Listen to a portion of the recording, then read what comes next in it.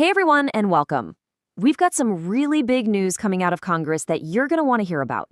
It's a major new proposal for a direct payment, one that could potentially send thousands of dollars back to millions of American families.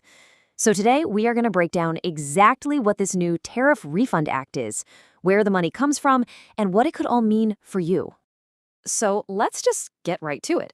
The big question on everyone's mind is, could we really be looking at another round of direct payments hitting bank accounts in 2026? Well, here's the deal. A pretty recent shift in trade policy has led to the government having this massive surplus of cash. And now, a group of lawmakers is making the argument that this money isn't really the government's, it's yours, and it belongs back in your pocket. So, let's dig into the actual bill they've put on the table. Okay, so let's talk numbers. The figure you're probably seeing in all the headlines is $1,200. And yeah, that's a big number that definitely gets your attention, but, and this is really important, that's just the starting point. For a lot of families out there, the actual payment could be way more than that. We're talking double or maybe even triple that amount. This base figure is really just setting the stage for what is one of the most significant direct payment proposals we've seen in quite a while. Now, the official name of the bill is the Tariff Refund for Working Families Act, and I want you to pay close attention to that word refund. That's not an accident. The lawmakers behind this are being incredibly intentional with their language.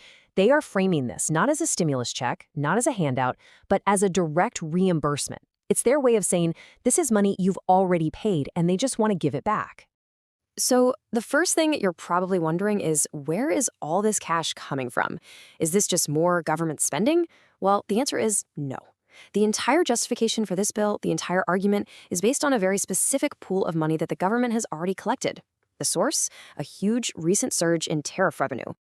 Yeah, you're seeing that right. $300 billion. Between early 2025 and January of 2026, the U.S. government took in roughly $300 billion from tariffs.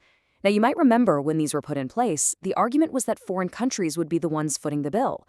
But as it turns out, a recent study painted a very, very different picture of who actually paid. And this is where it gets really interesting. That study concluded that over 90%, let me say that again, over 90% of those tariff costs were not paid by foreign companies. Instead, they were passed directly on us, to American consumers, retirees, and small business owners. What that means is, basically, every time you went to the store over the last year or so, you were effectively paying a kind of hidden tax that ended up in that $300 billion pot.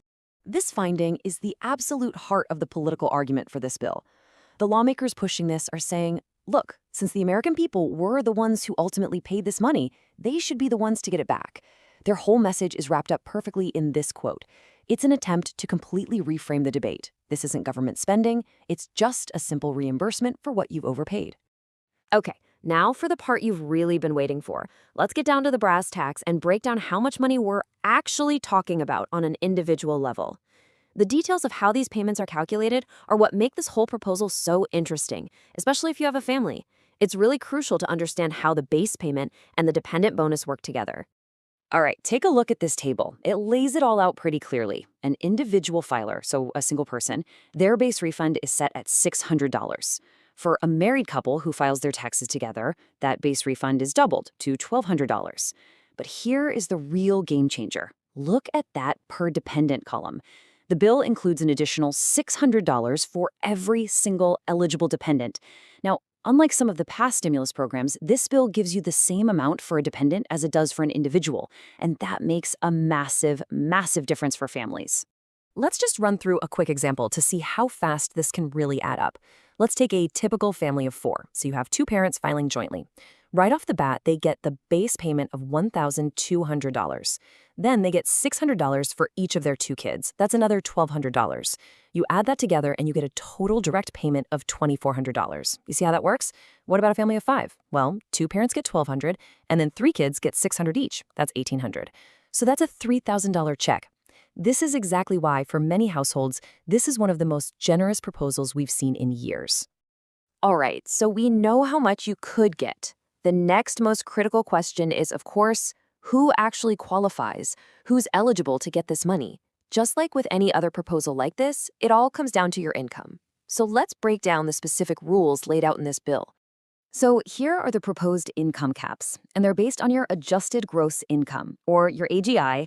Now, if you're not a tax person, don't worry. Your AGI is basically your total gross income for the year minus some specific deductions. For individuals, your AGI has to be under $90,000. For married couples filing jointly, that limit gets doubled to $180,000.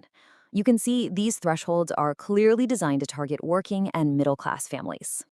Now, it's really important to understand what the IRS considers income here.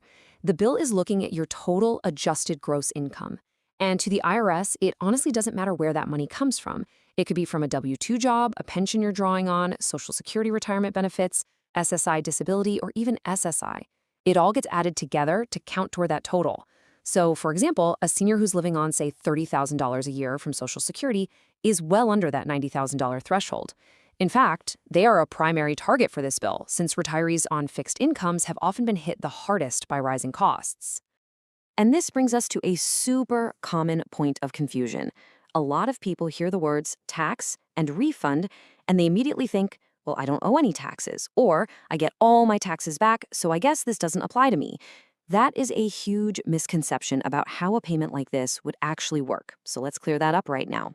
This payment is structured as something called a refundable tax credit. Now, I know that sounds technical, but I promise it's actually very simple. All refundable means is that it's a direct payment from the government to you. It means that even if you owe $0 in taxes for the year, the government will still send you a check or a direct deposit for the full amount that you're eligible for. The government is really just using the tax system as a delivery mechanism to get the money out the door. If this sounds familiar, it's because this is the exact same way the stimulus checks in 2020 and 2021 were handled. Okay, so let's zoom out for a minute and look at the big picture. It's really important to understand that this bill isn't just popping up in a vacuum. There's a very specific reason that this proposal and others like it are starting to appear right now. And, no surprise, it has a lot to do with the political calendar. This timeline right here, well, it pretty much tells the whole story, doesn't it? First, you have this massive $300 billion pot of tariff money that gets collected. Then, in the spring of 2026, you start to see these refund bills get proposed. And what's happening just a few short months after that? The 2026 midterm elections. You know, history shows us that when a big election is just around the corner, lawmakers tend to become very, very motivated to find ways to provide direct relief to the people who vote for them. And that brings us to what I like to call the pile of proposals. You see, the Tariff Refund Act is a serious bill, it's a real contender, but it is not the only idea on the table. When you have this giant pool of revenue and a major election coming up, you see all sorts of bills being introduced. This really reflects a bigger debate about economic strategy.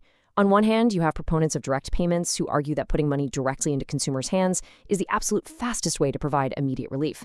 But then you have others who might argue that this revenue is better spent on long-term projects like infrastructure, or maybe to pay down some of the national debt. So when you see bills for tariff refunds or inflation checks or energy credits, you're not just seeing election year politics, you're seeing different philosophies about the best way to use a budget surplus. Our job now is to just watch and see which of these proposals gains the most political steam in the next few months. So what can you do right now? What is your homework after watching all this? Well, first, know your numbers. Go find your 2025 tax return and look for your adjusted gross income. If you're under those thresholds we just talked about, then you're definitely in the running. Second, be prepared. Log into the IRS website and just make sure they have your most current direct deposit information on file. This will make sure that if a payment does get approved, you get it as fast as humanly possible.